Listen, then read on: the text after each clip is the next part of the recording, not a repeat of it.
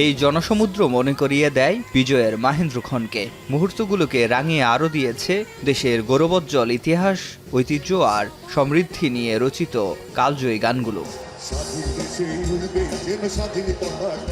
পছন্দের সব শিল্পীদের এক মঞ্চে পেয়ে উচ্ছ্বসিত শ্রোতারাও। পরিবার প্রিয়জন নিয়ে অনেকেই কনসার্টে এসেছেন বিজয় উদযাপনে।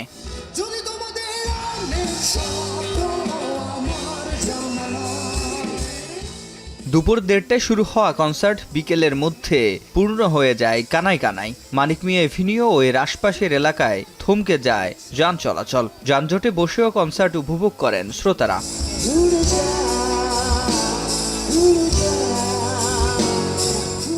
কনসার্টের আয়োজক সংগঠন সবার আগে বাংলাদেশের আহ্বায়ক বলেন, বিদেশি সংস্কৃতির আগ্রাসন কাটিয়ে দেশীয় সংস্কৃতির প্রচার ও গুরুত্ব তুলে ধরাই এ আয়োজনের লক্ষ্য। 15.5 বছর যাদেরকে অবহেলা করা হয়েছে, তুচ্ছ তাচ্ছিল্য করা হয়েছে, যে তাদের দ্বারা গান পরিবেশিত হবে এবং শুধু আমরাই শুনবো, আমাদের শিল্পী, আমরাই শ্রোতা। আমরা চাই বাংলাদেশের ঐতিহ্যকে ধরে রাখতে, বাংলাদেশকে নিয়ে আমরা চলতে চাই, না হিন্দি না উর্দু। আমরা বাংলাদেশের এই প্রজন্মকে আমরা ঐক্যবদ্ধ করতে চাই।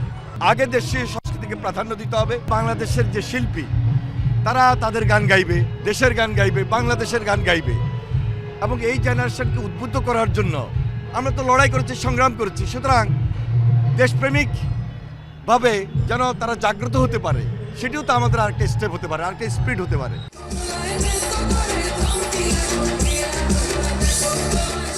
সন্ধ্যায় কনসার্টে যুক্ত হয় আরও হাজারো শ্রোতা।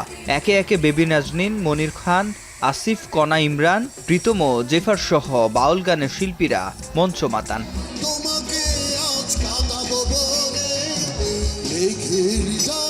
এরপর আর্ক, সোলস, শিরোনামহীন, আর্সেল, অ্যাভয়েড, রাফা ও সোনার বাংলা সার্কাস সঙ্গীত পরিবেশন করেন। আমাদের সবার প্রিয় সিঙ্গার জেমসের গান শোনার জন্য আমরা সেই 40 কিলোমিটার পথ পাড়ি দিয়ে এখানে আসছি। ফ্ল্যাটমেট ফ্রেন্ড সবাই আসছি, তো অনেকদিন পর জেমসের কনসার্ট। কারণ একটাই, গুরুর জন্য। সবার সাথে এসেছি জেমসের গান শোনার জন্য, কারণ হচ্ছেন কি ওনার গান আমার খুব পছন্দ লাগে। ওনার অনেক গান আছে আমার, মানে ওই গানগুলো আমার অনেক ভালো লাগে। প্রিয় শিল্পী আসিফ আকবর এবং জেমস, আমি আসিফ আকবরের গান শোনার জন্য আসছিলাম।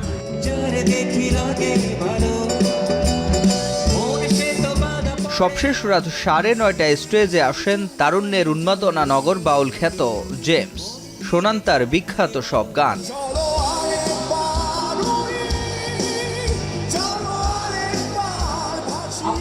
আজ সময়ে সবচেয়ে বড় উন্মুক্ত কনসার্টের মধ্য দিয়ে বিজয়ের উল্লাসে প্রতিধ্বনিত হয় সবার আগে বাংলাদেশ। এই কনসার্টে প্রবীণ তরুণ সকল শিল্পী সুর তোলে নতুন বাংলাদেশের নতুন পথ চলায়, আর বিদেশি সাংস্কৃতিক আগ্রাসন মোকাবেলা করে বাংলাদেশি সংস্কৃতিকে রক্ষা করার বার্তাও আসে এই কনসার্ট থেকে। সিফাত শাহরিয়ার, এখন, ঢাকা।